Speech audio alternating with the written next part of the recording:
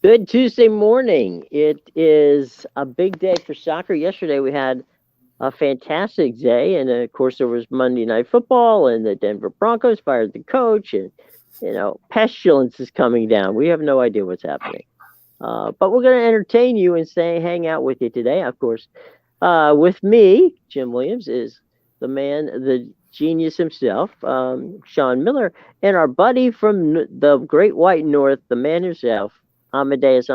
And Sean, good to have you back. I know that you guys couldn't have been happier yesterday because guess what? We're playing soccer again. Yeah, and it was. I mean, it was crazy games. I mean, a lot of goal. Like it, if you sat and waited, for the league to come back, and you're Mm-hmm. just watch the World Cup and the final with the 3-3. I mean, the first game back was 2-2. There was every game was over yesterday. Every single game was an over. 2-2, 3-0. Fulham, 2 red cards. Wolves scored in the 95th minute. You got a late winner in that game, 2-1. Newcastle destroyed Newcastle 3-0. Brighton, Southampton 3-1. Liverpool, talked about them 3-1, and then Arsenal, losing at halftime, and they're for real 3-1. So I mean, you had 7 games, and 1, 2, 3, 4 of them had 4 goals, and 3 of them had 3 goals. So quick math there, 16 and 25 goals in 7 games. I mean, I don't know what else you could ask for. And I was actually watching some of the championship games, and we talked to yesterday about the championship games being a little bit sometimes crazy, but you had a 2-1. Sunderland scored in injury time, 4-1, 2-1, 2-2, 3-1, 2-1. The Luton Town Norwich City. Luton Town scored really late in the 2:45 game on ESPN Plus, down a man. So, I think this old adage where first goal wins. The old school kind of people that don't really like soccer. It's not like that. These games are great. They're great to bet. They're great to watch, and I think it's gonna. I think 2023 is soccer's gonna go crazy here in America and Canada and wherever else you're watching. Obviously, it's really big everywhere else. It was really yesterday. There were a couple of goals that were scored that were just off the charts. I mean, some really lovely stuff. Yeah, I mean, what games were you watching yesterday, this? Yeah, I was out and about, so I didn't get to catch a lot of the games, but I had a pretty good day with the premium picks. Went 4-1, as you said. 7-0 to the overs in these games. A lot of goals. I think the story of the day, though, is Arsenal for sure. It was a lot of speculation how they were going to handle the Jesus injury. And me and you thought they were going to need to go pick somebody up in January, but obviously they still do. But, even if they don't, they still look like a damn good team. They're Jesus down. might have been holding them back, man. Yeah. Yeah, they were down 1-0, and they didn't let that get in their way. They came out, scored 3 goals in a matter of like 20 minutes in the second half, and that's it. The game was over. Well, you can get Arsenal right now at plus 225 to win the Premier League. I think at this point now, like, it's almost worth throwing a couple bucks on it because I still think they're going to have their usual February, March swoon here, but I don't know, maybe they if they get Mudryk in and they play really well. They were down 1-0 even though they were dominating the game, and like they could have just kind of put their head down, but they didn't. They really went and lit them up in the second half, and they're really good. It's a shame to say, but got to listen to Arsenal fans now. But Arsenal, and then even Saka, man, like he is coming off a great World Cup, and look at that, right into it. I believe he scored a goal yesterday, so they were bad when the Arsenal fans were bad when they weren't any good. So now when they're good, I can't even imagine what they're going to be like. So They're going to be like Red Sox fans. Probably, yeah, I know. You know, The Red Sox they fan. don't win a World Series for over 100 years, and then once they win, it's like, hey, now they're more. I never thought I'd see the day where Red Sox fans would be more obnoxious than the fans from the Yankees, but there you go. So clearly, Arsenal used to have a lot of money. So what's the deal now, boys? Did they get some more cash, or Look, Kroenke's. I think he's spent some money over the years. I mean, they're just like United, kind of scattered. They miss some stuff, but they just put a plan in place. And they didn't kind of panic. Arteta wasn't great for the first couple of years. You could see what he was doing. Obviously, coached under Pep. They put a plan in place, and they let him kind of cook. They let him it took a little while, and they kind of backed him over the course of multiple windows, and it worked. And even if they don't win the league this year, they finish second or third or whatever. I mean, they have one of the youngest. They might have the youngest roster in the league. They're really young. I mean, they're clearly building for the future. And once you get back into that Champions League, you can start spending some money, even more money and stuff, and people will want to come back there. They haven't been in the Champions League in, I don't even know. It's been a long time, 6-7 years. They got to a final in the Europa League. They lost to Chelsea out in Azerbaijan that year, and I think that would have been kind of hastened it. But they're very good. Kroenke will spend money. I mean, you see what he's done. I mean, with these teams, he's backed every team he owns. So I think they're in a good spot. The thing is now, I mean,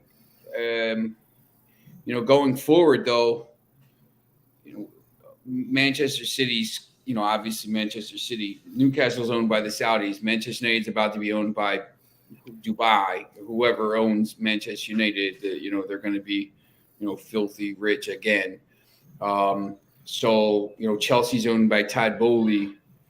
You could be, really good and still not finish top 4 in the league, in the next couple of years. I mean, it's going to be interesting. I mean, that's the thing with Liverpool. We're talking about, when Amadeus and I talk about it, they're getting old, and all of a sudden, like, they don't know what they're doing. Like, this Gakpo, like, I know, like, United could have had this guy 50 times. Like, apparently they didn't want him. Like, the scouting report wasn't sold because they don't, like, they have 7 guys that cut in from the left wing. They're on the right foot. They don't need an 8th guy. But, like, I don't know where he fits in at Liverpool, because they have these guys already, Jota and Diaz and stuff. I know they're banged up, but this guy's here for 6 years. I mean, I don't know. I mean, I guess unless they're selling Mo Salah and somebody else, which is possible, because I don't know who's buying them, but Amadeus. I mean, we've talked about Liverpool for a while, and then these other teams now. It's tough, man. If you're not, some of these teams are in trouble, man. Everton. Frank Lampard's going to get fired, but there's some teams. Aston Villa's got a lot of money. You look at them. I don't know what their plan is. West Ham's down in 16th. I mean, I don't know what's going on with some of these teams. Yeah, it's all about who wants to spend the money, right? And that's part of the reason why I think Arsenal was so bad for so many years. I think it was just a lack of interest almost by the owner. They kind of had the same problem that your United had, where you were bringing in quality players, but they weren't the right players, and you didn't have the right management there in place. But now you're seeing both teams, put together the plan, you follow the plan, and look how it's turning out. But yeah, Liverpool, we're gonna hit the transfer window, and now they're signing Gakpo. It's obvious Klopp wants to keep Jude Bellingham, so it looks like they're looking in the right direction, trying to pick up these younger players. Bellingham's going to Real Madrid, I think. You think he's going to go? Yeah, because I know Liverpool desperately wants to keep him. I don't think they can afford him. Yeah, so this is what I mean, right? So it's going to be a matter of they're going to have to sell some older players for sure in the January transfer window, and it's all a matter of can they get guys like Bellingham after they sell these players? Like they'll have the money, but can they convince these players to come? I don't know. I like me and you have been on the downfall of Liverpool for a while. We've man, I've been trashing them in almost every single show all year. Yeah, I think they're in So, trouble. They're trying to sell, and you see someone will buy them, someone rich will buy them, but it's just I think maybe people aren't trying to buy Liverpool until Manchester United sold because they're gonna that'll be like It sets a market price. it's like if Mbappe was up for sale for anyone, he had like 5 teams, and then you had Murata, and it's just like nobody's signing Murata until Mbappe says where he's going. It's interesting when you look at this table here. The teams at the top, Arsenal and Newcastle. We'll talk about Newcastle in a second too, because they're like years ahead of schedule. But the teams with the green, you see we'll say the teams with not a lot of red. Tottenham is struggling a little bit. You see the green, and then all of a sudden, Chelsea's down here in 9th. I think they're in trouble. Bowley will turn it around, but you see some of these other teams here. West Ham 4 straight losses, Everton 3 straight losses. Our Wolves, we're going. Wolves and Nottingham Forest right here both have United next. Southampton's in a lot of trouble. But I think you're gonna see some managerial changes very soon. I think Frank Lampard probably has. Let's see. I'm going to go to Everton. I think Frank Lampard has probably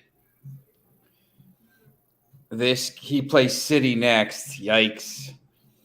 Then they play Brighton at home, and they play Manchester United. It's not here. It's on the FA Cup on the Friday. So they play Tuesday, Friday, United, and then there's a gap.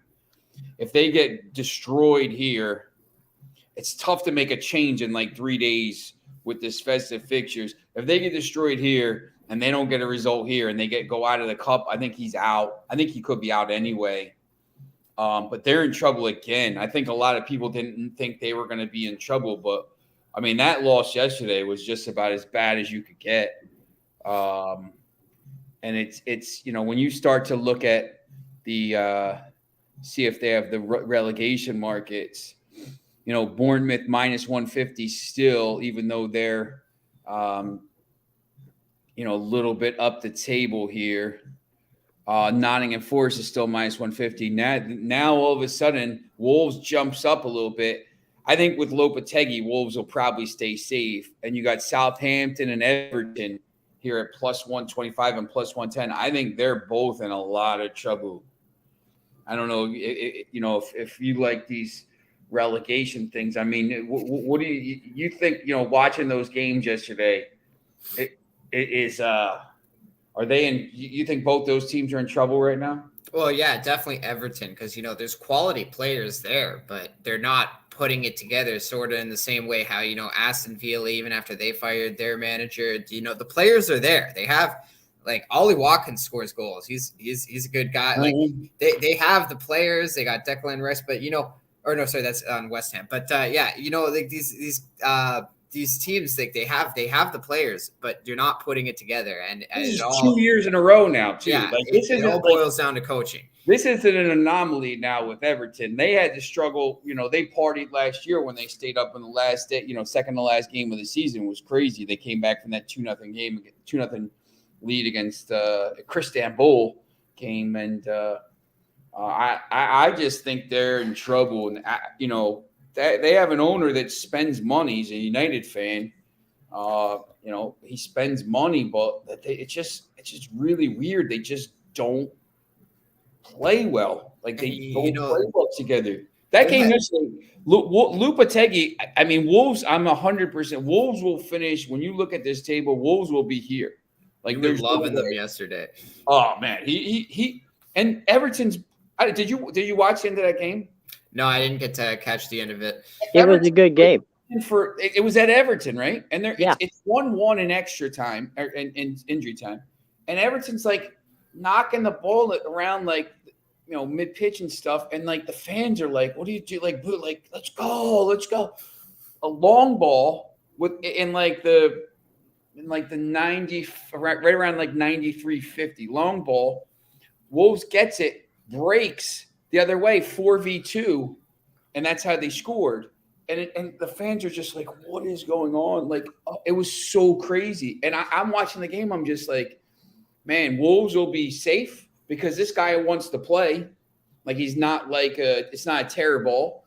And Everton, if they stick with Lamb, I just think they're in trouble. Like, I don't know what's going on there. I mean, you see, they only have 3 wins. I mean, they got a lot of draws, but well, they were supposed to be really good like a few years ago, and they still couldn't even put it together then when they had Richarlison and Calvert-Lewin wasn't injured.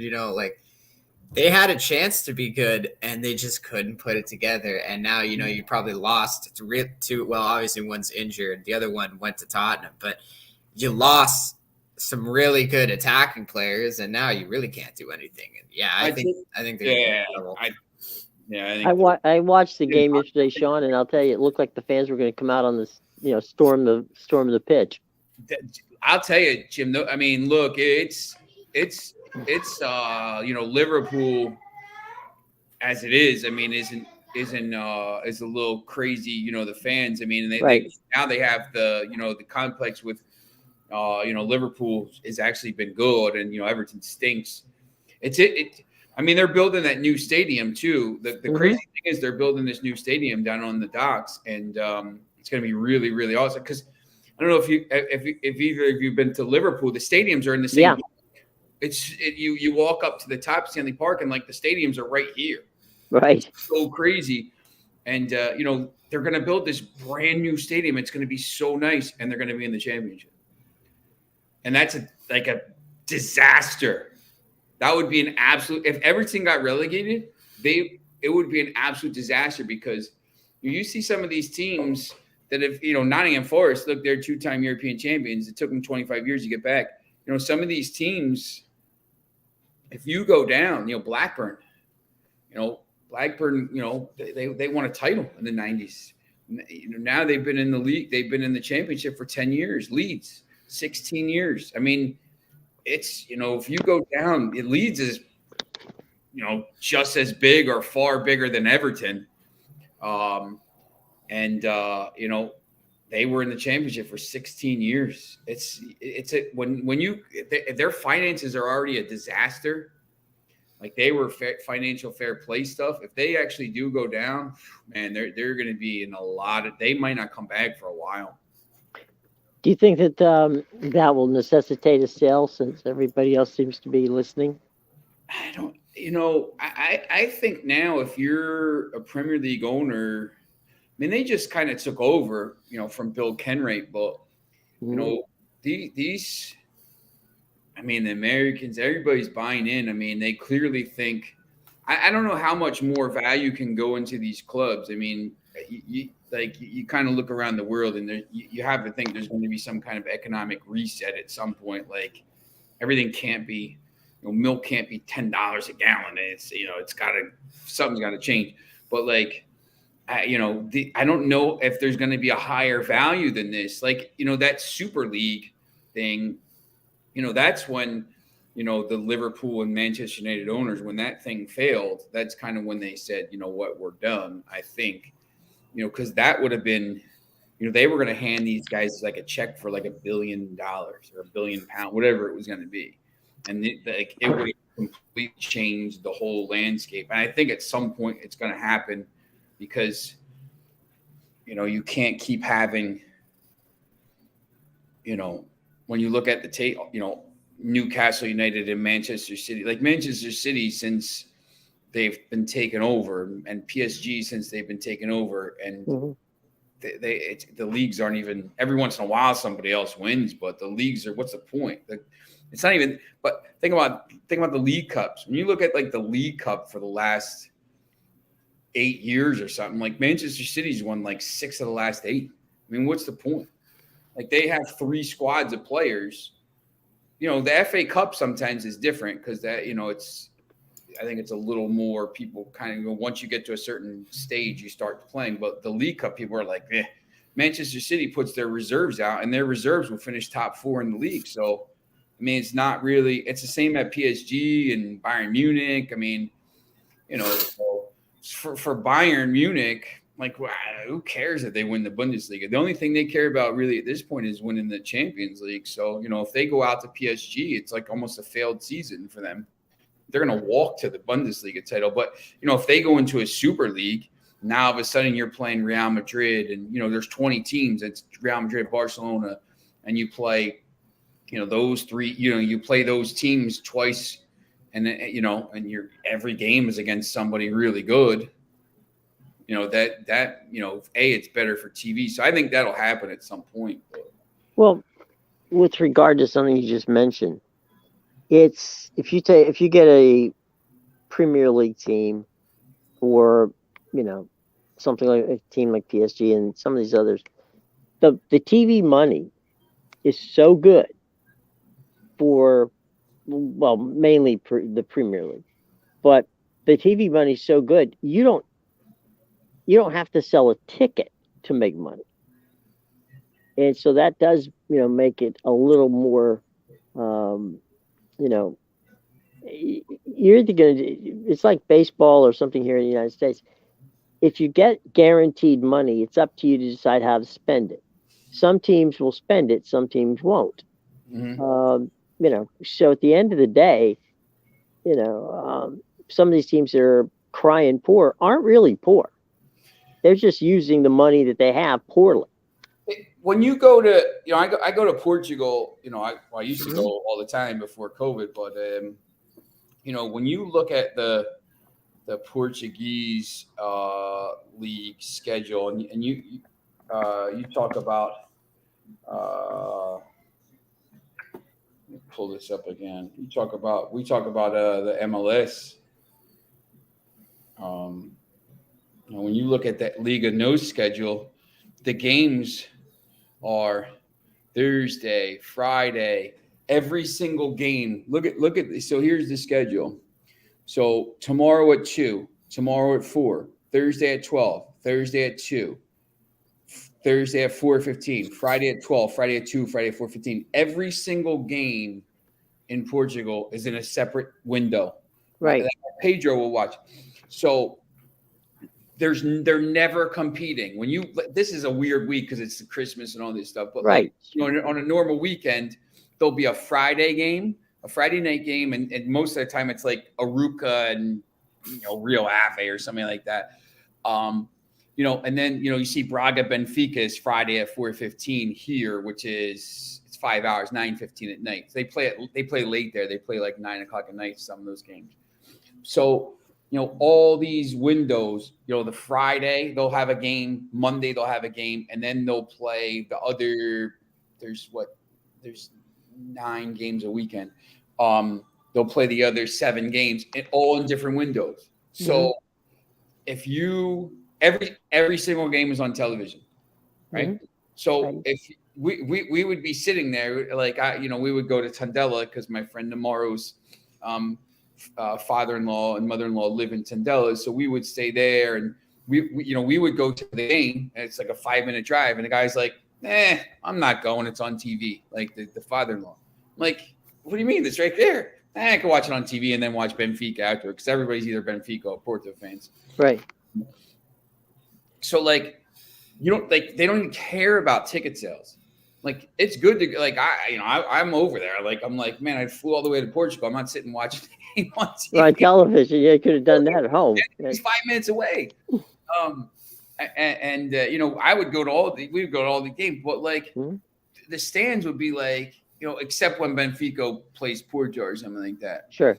But like, even when like Porto would play Guimarães, like a regional rival, like people wouldn't go because it's on TV. Well, like, and the clubs are just like, we don't care about taking money. We're getting all this TV money.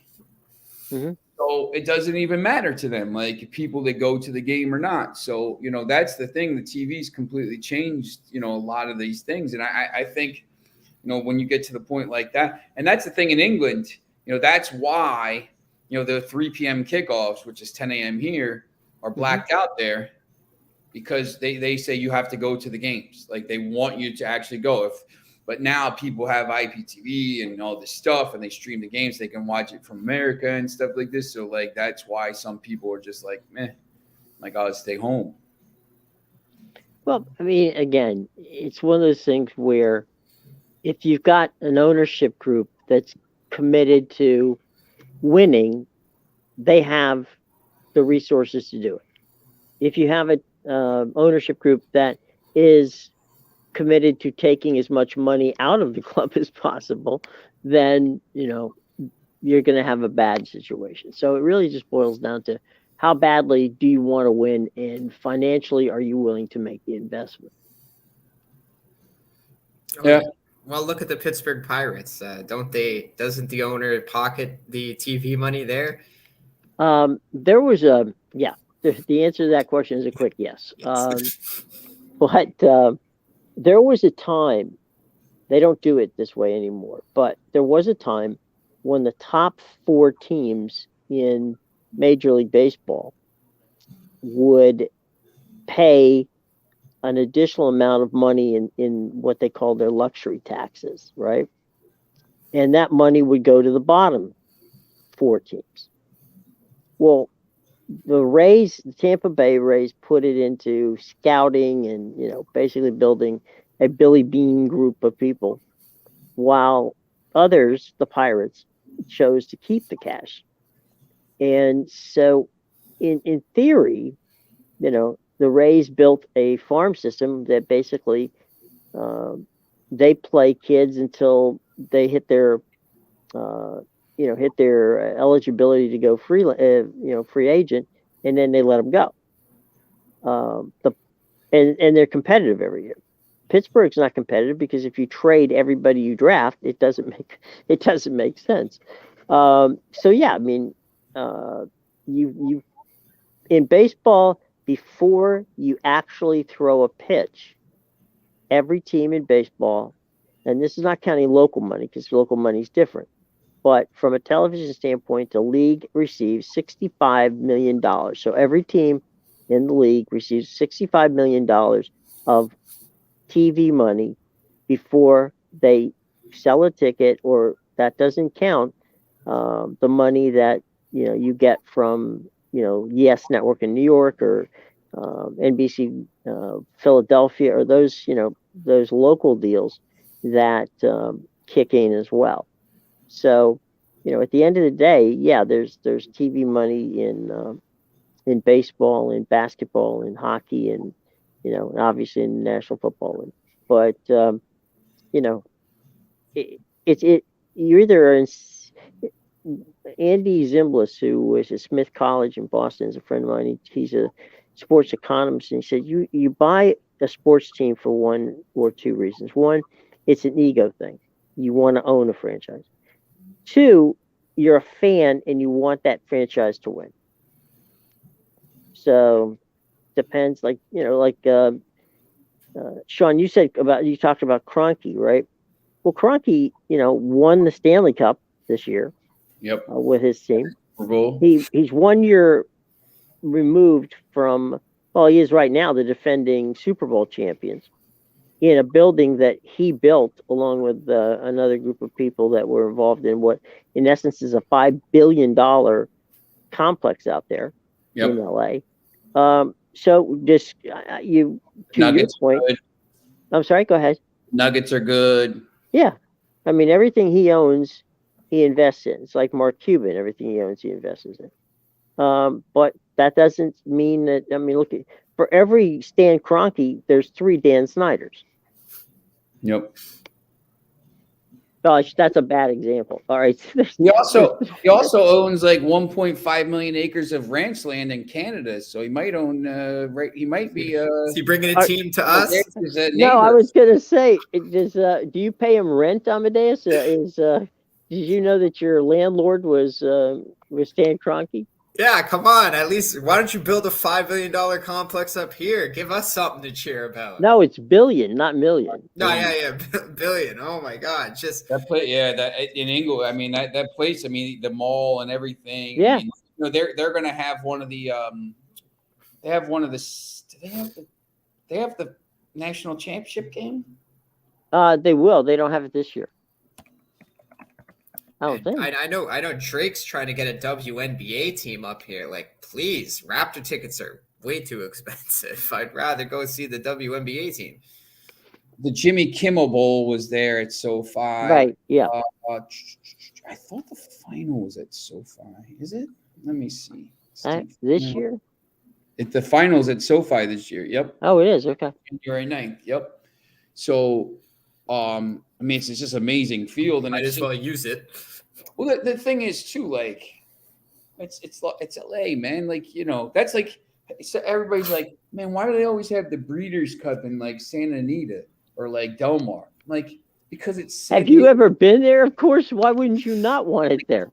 You could have it in November in New York and be like, you know, it might be warm, it might be freezing, or you know where it's going to be, and you know what the temperature is going to be in in San Diego in November. You know, Gulfstream is the same. You know, obviously in Florida, but like, you know, you have these, you know, the Super Bowl games. You know, remember that one year they had it in Atlanta and it was like ice, and that, you know, they had it. I was there. Yes, I'm fully aware of. They had it in New Jersey the one year, and the Broncos were in it. I was going to go. I'm glad I didn't because they got smoked. But you know, people were like, you know, like, man, I can't believe they're having the Super Bowl in New Jersey, because MetLife is an awesome stadium. Right. You know, for the World Cup final, it's going to be great in July, because you got New York and everything around here. But like, you know, in February, I mean, it sucks.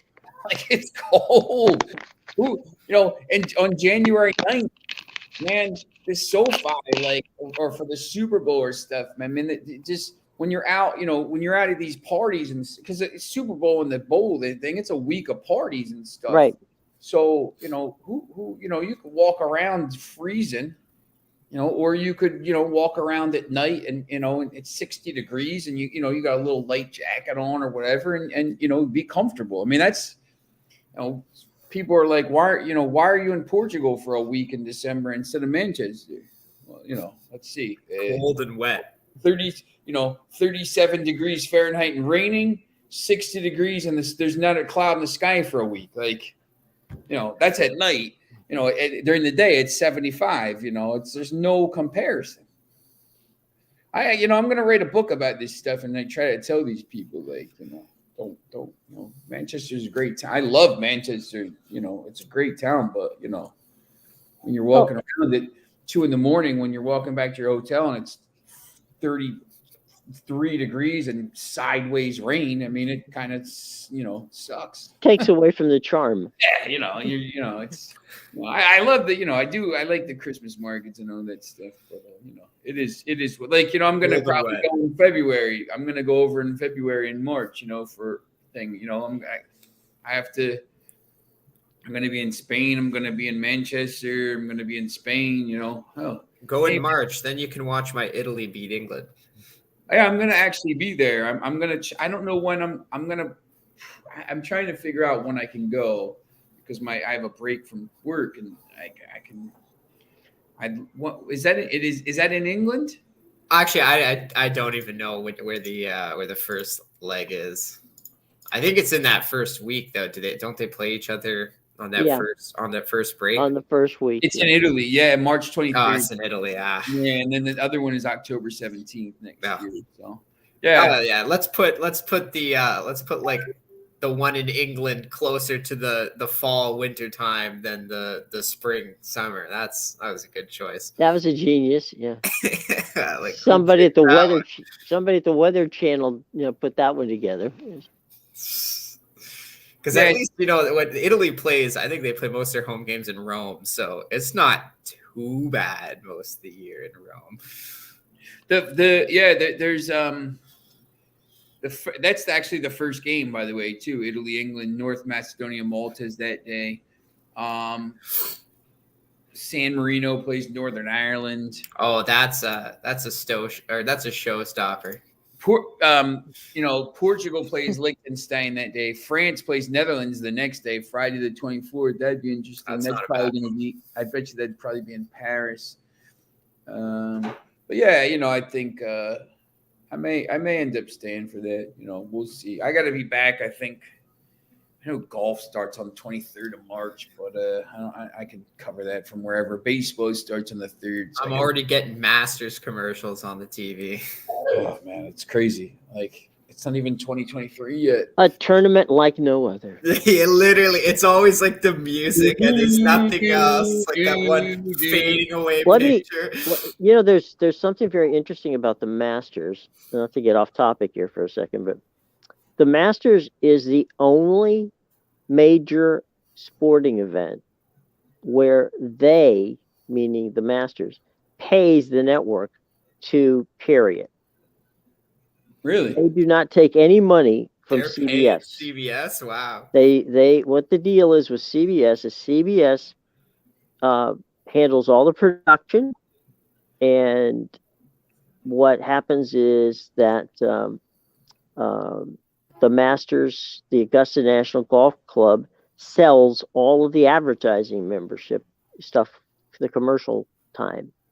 So the Masters can, people say, well, how come the Masters doesn't come on until 2:00 in the afternoon and they're not on cable?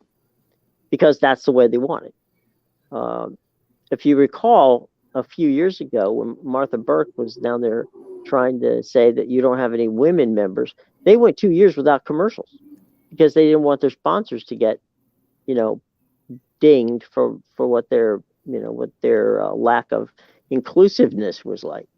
So yeah, the Masters is, and the funny thing is, if you go down there, and it is a bucket list thing if you enjoy following golf, you walk into the grounds and everything, it's like you walked into the 50s. All of the you can spend the whole day eating and drinking for $20. Wow.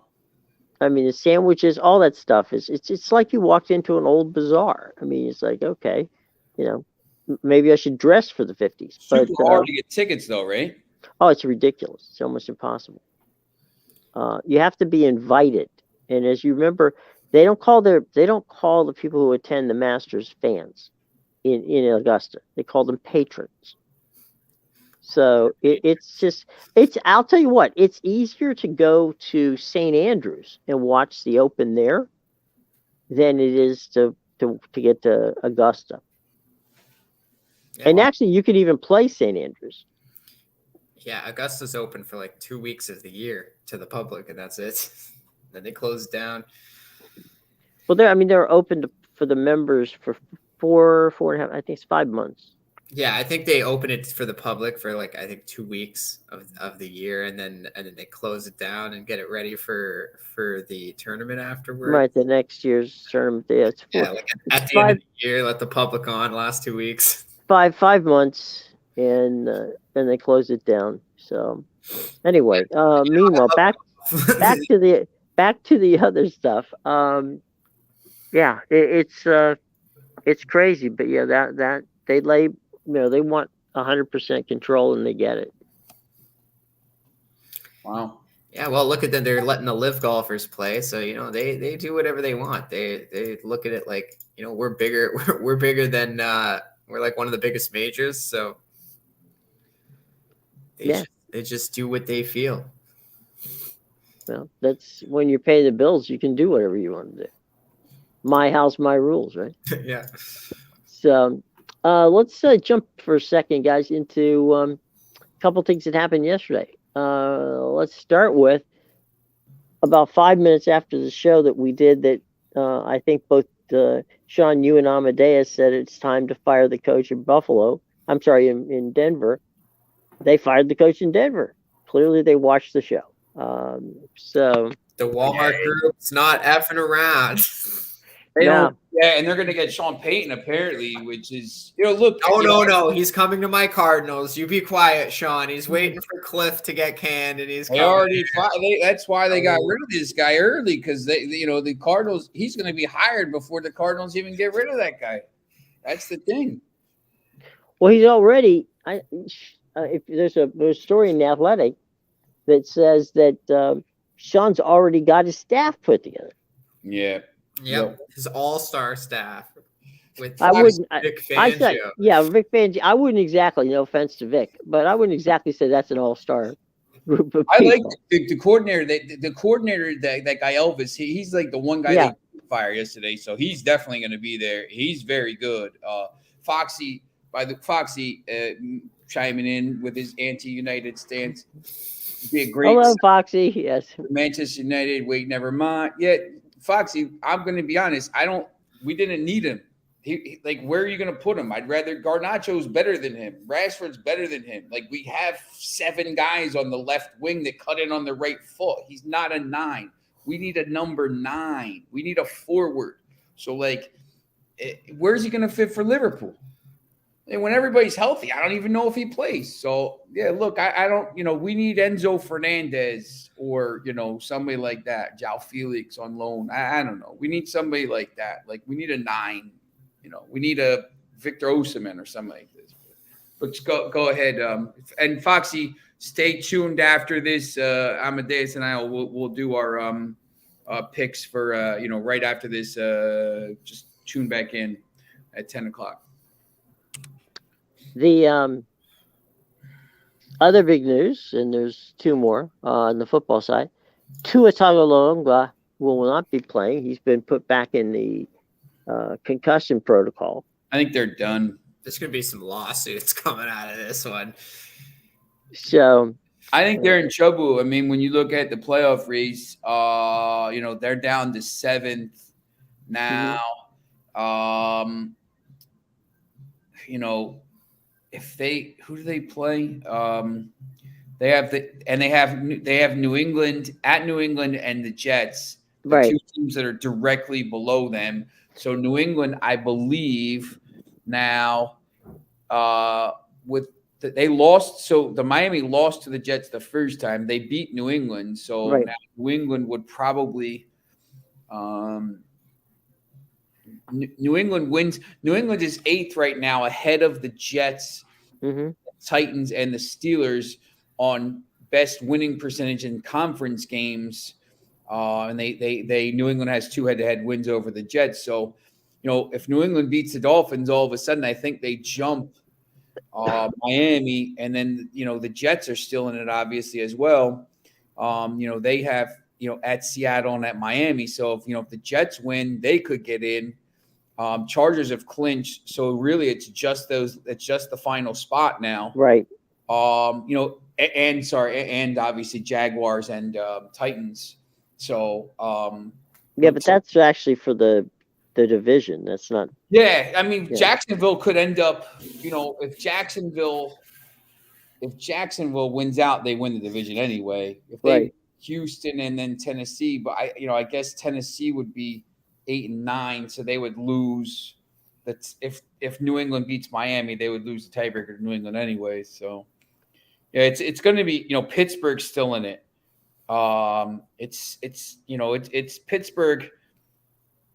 When they lost 6 out of 7, 4 games in a row, and they were 2 and 6. I think nobody kind of left them for dead, and now they're at Baltimore and at Cleveland, so they have a chance. I don't think they're going to do it, but if 2 is out, you don't want Miami in there anyway because they're not going to do anything. So that's Teddy Bridgewater would be the quarterback if Tua was out. It's going to be interesting because the team that finishes, obviously the team that wins the AFC and gets the first seed is, gets the bye. But the team that finishes second is going to get like the Dolphins, the Patriots, the Jets, somebody like that at home. And, I think, obviously they'd be like probably a double-digit favorite there. And then the team that finishes third is going to get, the the Chargers, Right. or Lamar Jackson and the Ravens, Right. and it's just going to be like, man, that's a tough. Cincinnati really needs to beat Buffalo this week. I mean, Right. that changes the whole playoff scenario. And I think all of a sudden, if Buffalo loses that game and has to play like a Los Angeles or something, that same thing. I mean, I would see their odds go down as well. Well, I mean, that right now Pittsburgh has a 7% chance to make the playoffs. I think it goes up if they win this week. Oh, absolutely, yeah, 100%. But they got to win. When you have to win two games against decent teams and then have 50 things go your way. I mean, it's happened before. It happened last year. So the other part of the equation is that, as you just said, the Chargers on Monday Night Football last night ended up clinching the division and making the Colts look really bad. And that's another team that's just given up. They gave up last year. So I don't know what's going on there. It's where old quarterbacks go to die. I don't know what is going on over there, but they're having troubles. So the playoff picture in the AFC and the NFC is a bit muddled, and it'll sort itself out, and we'll see. This weekend there's a lot of important games, so we'll see how that plays out. But that's we're gonna find out who exactly deserves it. But right now, San Francisco looks good. The Bengals look good. It looks like there's a strong possibility that the Bengals may return to the Super Bowl again. Yep. They're just Bengals 49ers part 3 here. Yeah. It's certainly, it as the old saying goes, it ain't out of the realm of possibility. What were you gonna say, Amadou? No, I was just saying they're one of those teams that's gaining steam. Yeah. That's what you look for, right? The team that are hot, like over the weekend, Sean Payton said a stat. No team has ever made the playoffs losing all 4 games in December. Well, that's what the Dolphins just did. So, they're in a spot to make the playoffs, barely, but the way they're going now, you got the concussion issues. It's tough. You got to look for the hot teams. Like the Bengals are heating up now. The Jaguars are getting hot. They've one interception for Trevor Lawrence in like his last 7 weeks. Even the Packers are getting hot. It's like they got their wide receivers back healthy now.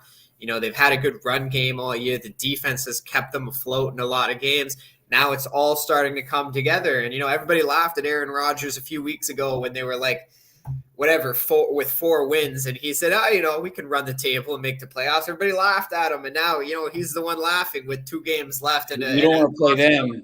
That's the thing, man. If they get in and Minnesota finishes if they finish 7th and Minnesota finishes 2nd, man, Minnesota wants, I know they've beaten them twice, but, I don't think Minnesota wants. You don't want to play a team 3 times in a year. They've only played them once. They planned this week. So, the second game is so close. Like, like 3 weeks. Yeah, I think Minnesota wants to go out there and win this game this weekend and stay ahead of for the 2nd seed, and stay alive for the 1st seed. But I think mainly they want to just get rid of the Packers. They don't want the Packers in there. They want to drive a stake through their hearts. Yeah. And I never understood that. Like sometimes you get those situations even in other sports like hockey and basketball, and it's like a team will rest their players or they won't try against another team in the last game of the season against another team that needs the game to get in. Why do you want to face that team in another 3 weeks or even have that possibility? Just get them out. Okay, just get them out and don't have to worry about them. Take on another team. No, you're right. I mean, I've seen coaches that are saying, well, I don't want anybody to get hurt. Well, that's understandable. Nobody wants anybody to get hurt. But at the end of the day, if that team that you sat down and rested, you're going to see again, those reps make sense. You need those reps. So I don't know. It's a theory of the case. It's kind of like the old joke that those who play prevent defense prevent themselves from winning. That's right. Yeah, I'm all about just get the team out. You don't want to see them in 2 weeks, okay? Because they'll beat you in 2 weeks. No, I've got the old Barry Switzer, Jimmy Johnson theory, and that is, if I can beat you by 100 points, I'll beat you by 100 points. It's I have no problem putting the foot down and gassing it, because and I know if you're playing well, don't screw it up. Well, look at the Colts. You blow a 33-0 lead. Like, is there really ever a time you could take your foot off the gas? No. Not if you're the Colts. Yeah, never do it. Look at what happens, and I think the Colts is just a great example. Even when you think you have a game locked up at halftime, you don't. You don't. 33 points is a pretty good pad. Well, Matt Ryan does what Matt Ryan does. Okay, he blew a 24-point lead in the playoffs, and people can say, well, he's not the one playing defense, but people can also say you scored all your points in the first half and did nothing to help out that lead in the second half. Well, I remember that game. It was in Atlanta, and it was in the dome, the new dome, and I remember seeing Richie McKay, who at the time, well, it still is, the president of football operations for the Falcons. And at halftime, I saw him. I said, "Well, looking good for you." He goes, "Don't say that. You're jinx us." So it's you. Am I supposed to take? No. I'm taking no responsibility for that at all. But no matter how good you are or how bad you are, I mean, things can happen. Look at how many times you're watching an NBA game or an NHL game where all game long everything looks like the team is just playing like lights out. In the final 6 or 7 minutes, you look up and the scoreboard has the other team ahead. You're like, I was here for that 8 minutes. I don't know what the hell happened. Well, I'll never forget the day my Sharks in the playoffs against Vegas scored 4 goals on a 5-minute power play, broke NHL records just to tie that game and beat Vegas in that series. But NBA is another story. NBA is just like atrocious to watch. Teams with 20-point leads in the first quarter and it's gone by halftime. Like, it should be the NDA, for no defense association. That's what it is. People have been asking me, guys, do you watch the NBA? I said, yeah, the last 10 minutes. Yeah, literally. You literally need to watch the fourth quarter. I've even had like my girlfriend ask me, "Oh, do you need to watch that game?" The fourth quarter. Yeah. I'll put it on in the fourth quarter. Right. Yep. No sense wasting your time. Yeah, watching 3 quarters of teams going back. If this team goes up 10, and then that team comes back on a 16-2 run, and then this team, like the Clippers last night, you only need to watch the last 13 minutes the last 3 minutes of the game. That's I think that's why I like college basketball better. Yeah, it's exciting. It's like 2 games. Yeah, the tale of 2 games. Pretty much. We got a couple of bowl games tonight, boys. Any thoughts on those games? I kind of liked the under in the East Carolina, Coastal Carolina, just because this is going to be Coastal Carolina's probably first game in 2 years without Grayson McCall. Yeah. The guy, I just want to point out, this is the quarterback who, at the beginning of this season, when asked if he was going to go into the transfer portal or come back to Coastal Carolina, his response was, "Of course I'm coming back. I piss turquoise." And as soon as he wins an award this year, goes right into the transfer portal. So what happened to pissing turquoise? It'll be another color. One of these games has 80% chance to win on matchup predictor, and the line is under 7. Ooh. Huh. That's right. It's the 3:15 game. Memphis and Utah State. That's the yucky one to me. Memphis has an 80.2% chance to win that game against Utah State. Memphis's quarterback right now is Hennigan, has 3,287 yards passing and 19 touchdowns. But you know how I am with the 80% chance to win. You'll be on Memphis. Somebody in Vegas knows something we don't, boys. These games are interesting. The college basketball ones work out pretty well with that. But I kind of went through the games are tough. The other games. There's one like that tomorrow too. But these games are the tough pack the pack teams start playing tomorrow. They've got Washington. Is it Washington, UCLA, in I want to say Oregon State, but I could Oregon plays North Carolina tomorrow. Yeah, that's Oregon. Right?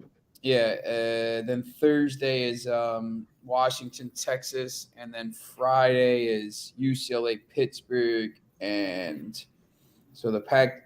And then Saturday is no pack. Yeah. Well, that kid Slovis, who started his career at SC, went in the transfer portal, went to Pitt. Now he's going to BYU. I don't understand this whole Three thing. teams in 3 years. Yeah, it's like what the hell? Transfer portal is absolutely. You think it's ruining college football?